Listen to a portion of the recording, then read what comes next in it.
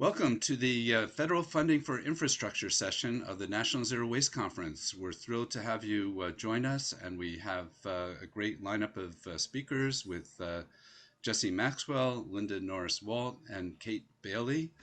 I'm Gary Liss, use he, him pronouns. I'm speaking on ancestral lands of the Maidu Indians, and like to remind you to put QA in front of any questions in the chat that you'd like to pose, and ideally also who you'd like to pose them to of the presenters.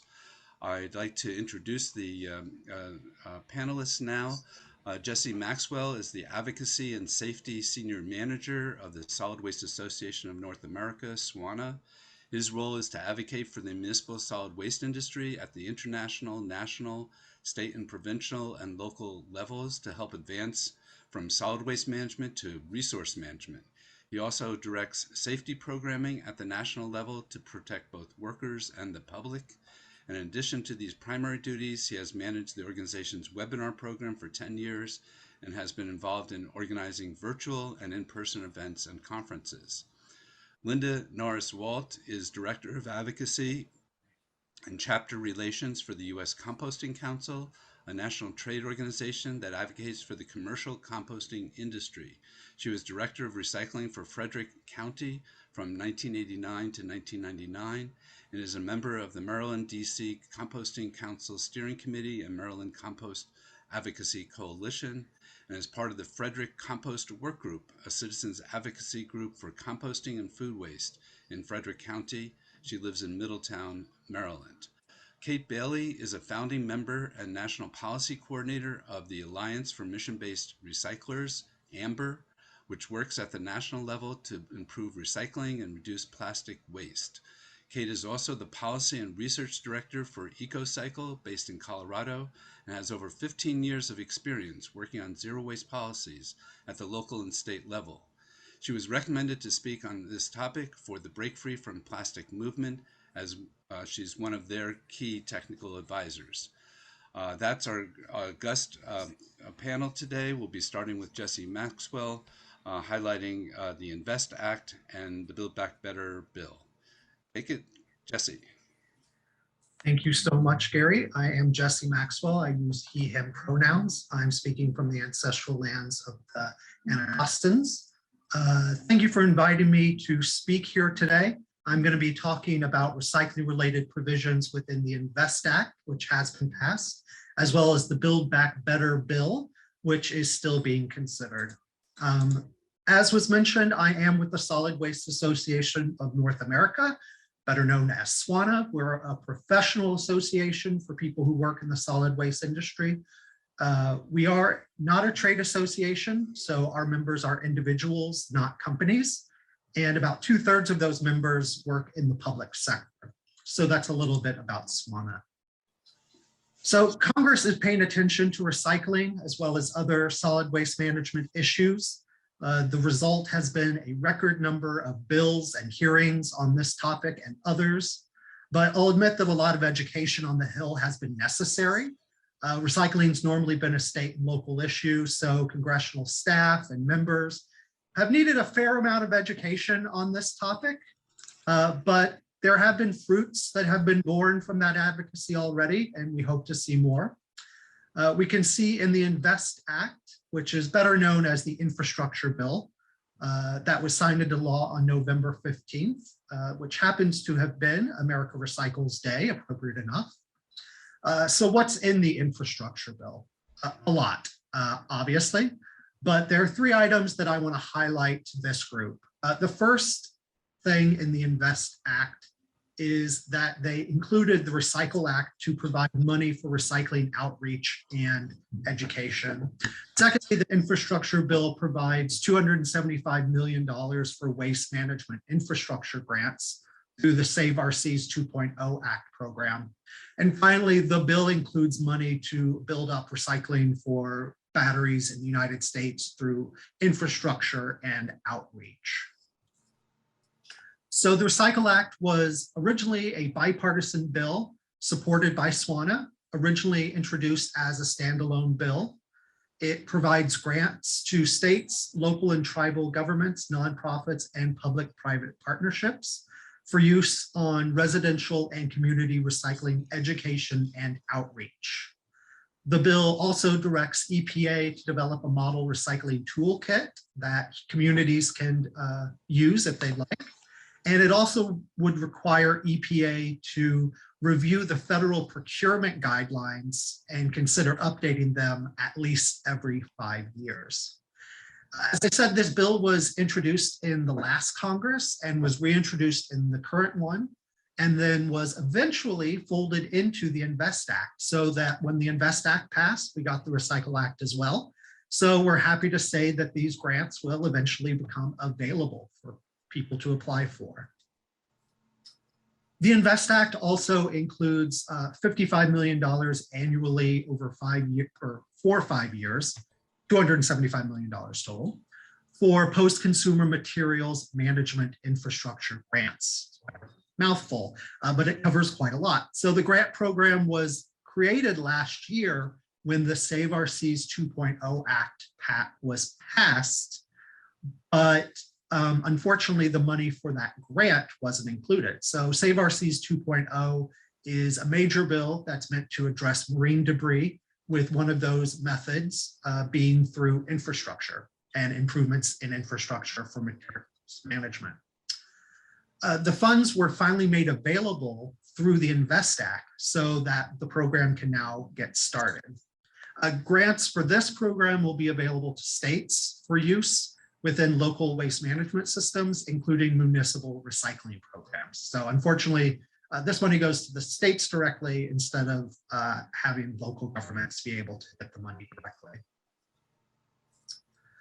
And finally, the INVEST Act includes many provisions to address and build up battery recycling in the United States. It establishes a $3 billion battery manufacturing and recycling grant program at DOE.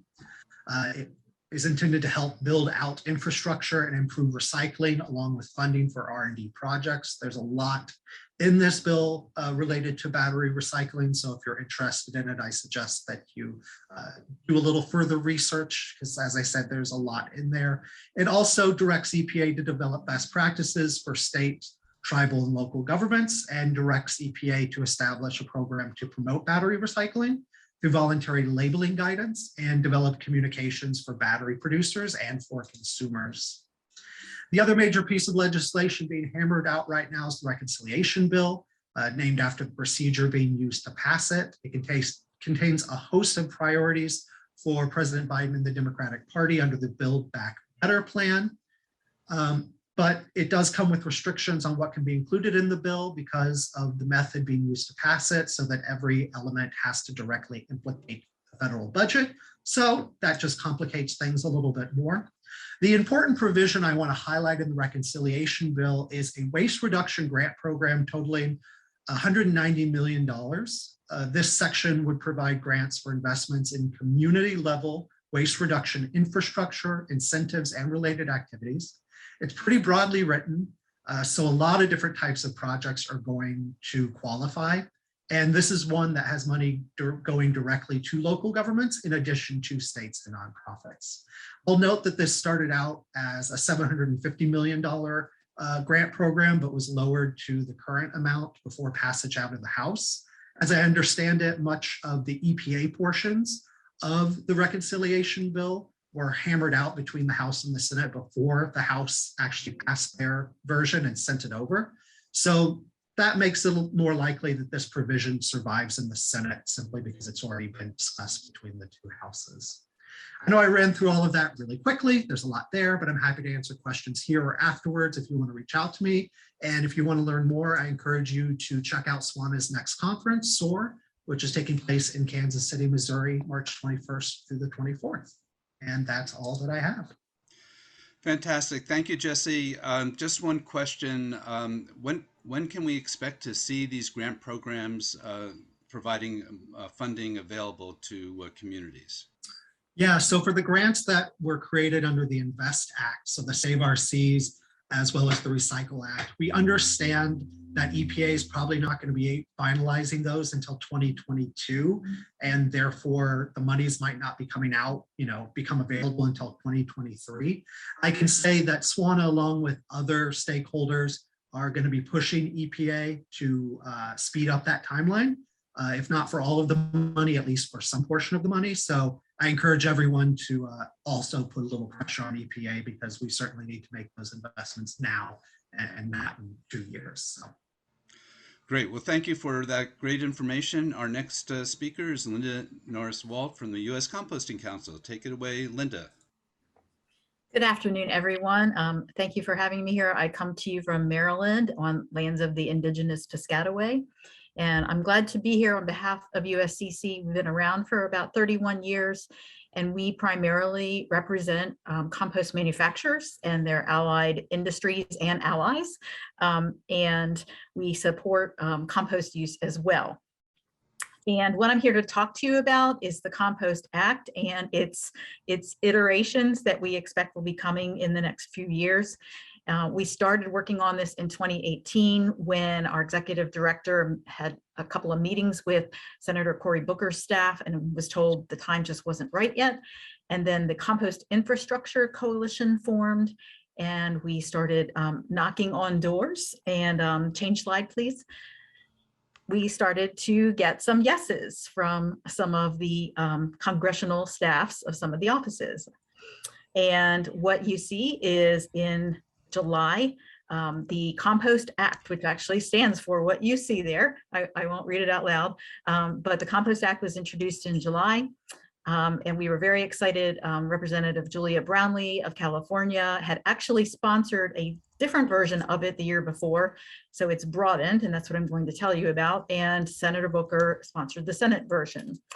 And why we wanted to do this is because compost infrastructure has been not catching up with the demand for composting inedible food. And we based our ask in this legislation on numbers that we found in ReFed, and we talk with them all the time, and we looked at the inedible portion of the waste and sized the amount of facilities we would need towards that inedible portion, finding that we would need 300 to 500 facilities, depending on scale, everything from small scale up to large scale facilities. So the amount that they would need would vary depending how those come out. So right now we have 17 sponsors in the House and a handful of sponsors in the Senate, and I'll tell you why it's just a handful in a bit. So next slide, please. So the way that this works, we told the congressional offices, some of them came to us, and as advocates, you all will probably know, they were like, oh, let's put the money into solid waste planning at the state level. And we said, no, no, no, no. Money needs to be shovel ready, or that's the word that's often used for projects on the ground. So I'm going to tell you more in a minute about that, but they were in the form of grants and loan guarantees for the infrastructure pieces. And the grants would go more towards municipalities and public-private partnerships, which is where our audience that does not yet have infrastructure, the municipalities are telling us that's the way they most want to move forward. And then there's loan guarantees for the private sector with loan caps, and both are about up to 70–80% of project cost. And there is a cutout for funding to go towards community scale composting, so that would not all go to large scale. And then the other side of the bill, there's two sides to it. And on the right side of the slide, you see the compost being spread on the farm. And what this does is asks USDA to determine that compost is a conservation practice, just like crop rotation or no-till or cover crops. Currently, only in California is that NRCS division providing payments to farmers who want to use compost. And we really need both sides of the equation to work this. So next slide, please. And as I said, the eligible projects would be hardware, shovel ready, things like turners and grinders and all those kinds of things to develop property, things to allow on-site in-vessel composting. And then priority factors are obviously lack of food waste composting. We also want source separated organics only, not mixed waste composting, following BMP. So we have well-run sites. And there is participation by businesses that are disadvantaged, low income, et cetera.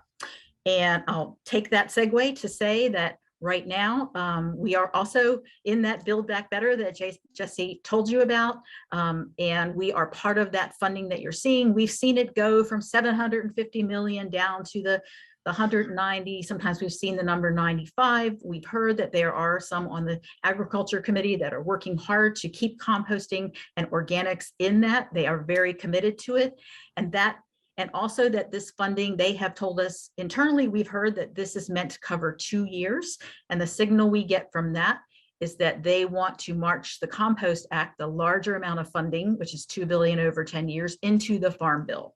So we expect we're going to be working very hard with the Ag Committee to secure funding in the Farm Bill for compost grants and compost use.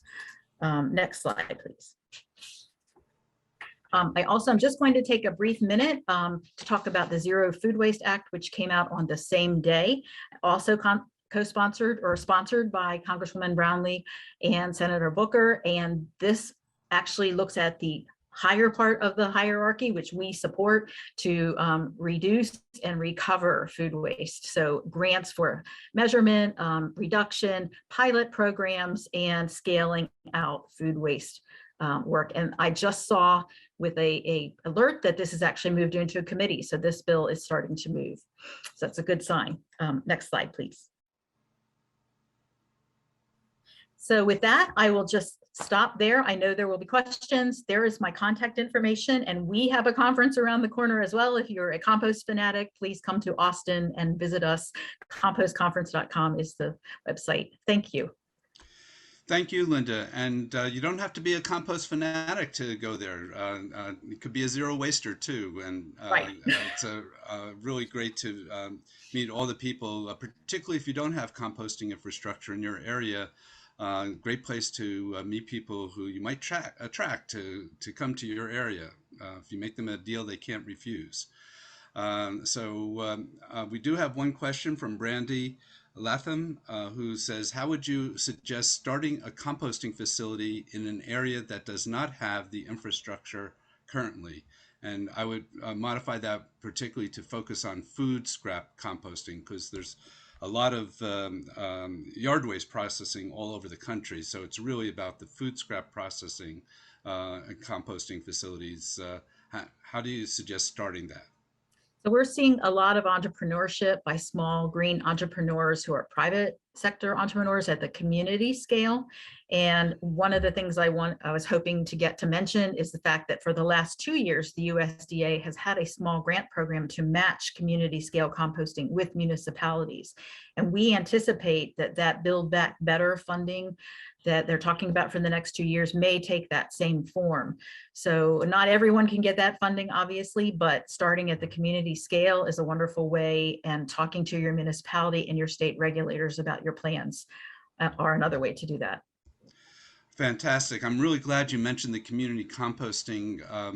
It's a really exciting new development in the field. And I was surprised that New York City actually has some of the largest number of community composting operations, with hundreds of facilities all over neighborhoods throughout the city. So small communities, large communities could do the community composting as a good place to start on. You don't have to do a citywide event, a citywide facility to start off.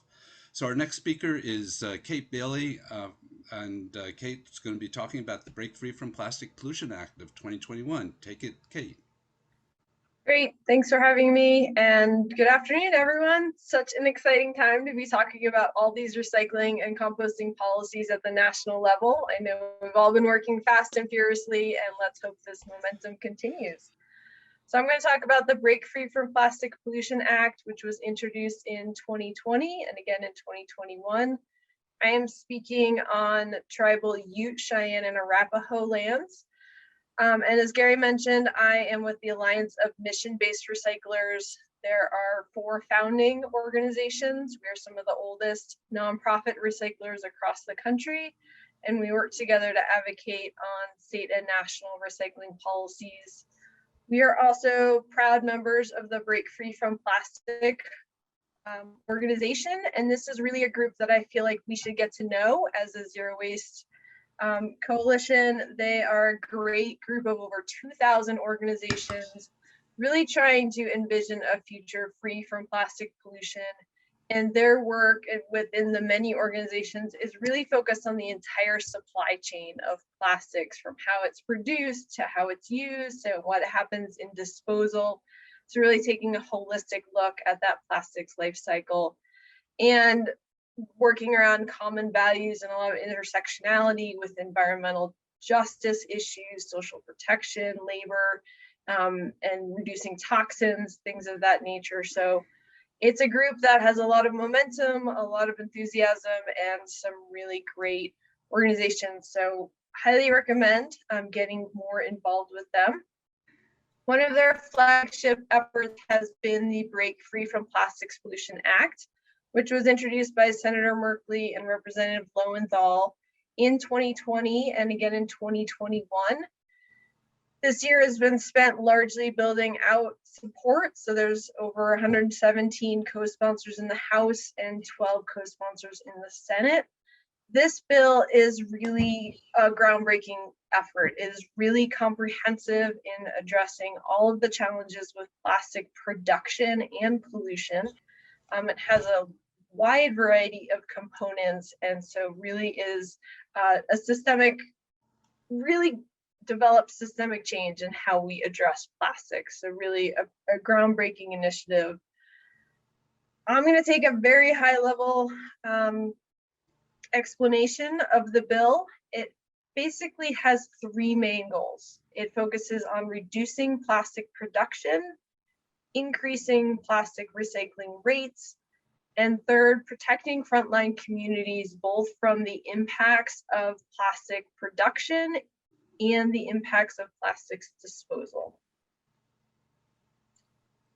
So within that, there are a lot of different pieces of this bill. I'm going to focus mostly on the infrastructure related ones, but just wanted to kind of showcase the breadth of this bill. There are portions that focus on environmental justice. There's money toward reuse and refill. There's language around reducing toxic substances in the production of plastic products. There's strong incentives for better design standards. There are bans on single-use plastics. Really, as I mentioned, comprehensive legislation. But we're going to focus today really on the infrastructure impacts of this bill. So a couple things I want to highlight. It does have some grant funding that goes toward recycling and composting infrastructure, but that grant funding also goes to reuse and refill pilots. So again, not just recycling more, but also trying to reduce plastic production and provide alternative packaging structures. There's also funding toward reusable carryout bags. The grant program is funded by a 10-cent fee on paper bags and ban on plastic bags. It was the first bill to introduce a national extended producer responsibility policy, as well as a national bottle bill policy that will also invest heavily in recycling and composting. It does have very aggressive minimum recycled content rates for plastic containers to drive demand for recycled materials. There's also a moratorium on new plastic production facilities until we can enact stronger regulations to protect around the health and environmental impacts of these facilities. And it does require an environmental justice review of new chemical facilities, again, to protect those frontline communities. So lots happening in that bill. The next steps are to continue to gain support for the bill and also to peel off some of the components, because it is such a large bill. Individual pieces are being carved off and integrated into either standalone legislation or their own bills. For example, there's a plastics pellets bill, a bill on flushable wipes. We expect to see a national bottle bill introduced early next year, and we are seeing a model EPR, producer responsibility bill, being circulated as well. So again, the bill is comprehensive in scope, really sets forth a new vision on how we manage plastics, and all the individual pieces are moving forward With that, here is my contact information. Here's a chance to learn more both about the bill and the Break Free from Plastics movement. And thanks for having me. Thank you, Kate. That was excellent. Like to open the floor for questions. So if people have questions, please put those in the chat. I'll start with a question about, we talked before the session about, are these grant amounts sufficient to fund all the needs in America? In the next, one of the next sessions, there's going to be highlight the America Recycling Infrastructure Plan that's been proposed through the Recycling Infrastructure 2 Coalition. This was raised by one of the panelists, and are these grant amounts sufficient for all the needs in America? Linda, you heard the discussion we had earlier. You want to start that off and go on to Jesse and then Kate? So I'll just give a quick note from my perspective. We have also been watching the EPR bills and also encouraging our chapters and our advocates to talk to their states about grants and surcharges on tipping fees. So while the amount that we proposed is sized to get to 500 facilities, it's not going to happen overnight. So it's going to need a concerted effort among different ways of those type that I mentioned. Great. And Jesse? Yeah, short answer, no, not enough. Long answer is that in many ways, this is the first time at the federal level they've gotten involved in these areas. So it's not surprising that they're going to go with some small amounts when they're establishing these programs. But the optimistic view is that Congress likes to pass laws that have already been passed. So once you have a program established, hopefully that will set the table for us to be able to go in and more easily ask for larger amounts of money in the future. So I'm hopeful that our amounts are going to increase over time. Great insight. And one of the things, piggybacking on what Linda said, is some of the states and local governments could implement some of these types of funding mechanisms at the state and local level. There's actually a webinar on those types of investments that's being planned by the Recycling Infrastructure 2 campaign. Kate, do you want to address that question too? Yep, Jesse hit it on nail on the head. Short answer is no, this is not sufficient. And I would also tag on that I don't think grants are a long-term solution. We need to be looking at long-term sustainable financing structure for recycling. We are really strong on some of the state policies moving forward around producer responsibility, which takes the onus off local governments and state governments to fund recycling and makes producers more responsible for funding their packaging. We've got a long history of trying to use grants to improve recycling, and we need to look at more long-term sustainable solutions. Another great point, there's another session at the end of the day on EPR, so come back for that session as well. And looks like we're have one question for Kate. I noticed one of the types of programs included in the bill is reusables. Would these be nationwide? If not, why are they restricted to pilots only, since some areas are ready to scale or are already reaching full implementation? How about the reuse? Kate? Yeah, great to see some funding for reuse at the national level, and would love to see more on this. I don't think that the funding is limited to just local programs, although there's not necessarily a lot that's happening national. I would just underscore that we need a lot more emphasis in all of these bills that, yes, we need more recycling, but we also need more reuse. We heard a lot about reuse earlier today and amazing different types of approaches being implemented. I think one of the words about pilot people may be interpreting that to mean something small and not community-wide. I think from a congressional perspective, they may be thinking that they're funding a project or two rather than all the projects needed in America. So I think that's more what the legislative summaries may be spotlighting, that it's not necessarily limited to the size of the project, um, and all those types of details will be figured out probably in the rulemaking, which Jesse highlighted would take probably about a year for different federal agencies to implement these programs. With that, we're at time. Thank you to our panelists. Great session. Stay tuned to the Recycling as Infrastructure 2 campaign. Come to our session later today on that for more details on what's ahead. And go back to the next sessions. Thank you. Bye. Thank you. Thank you. Thank you.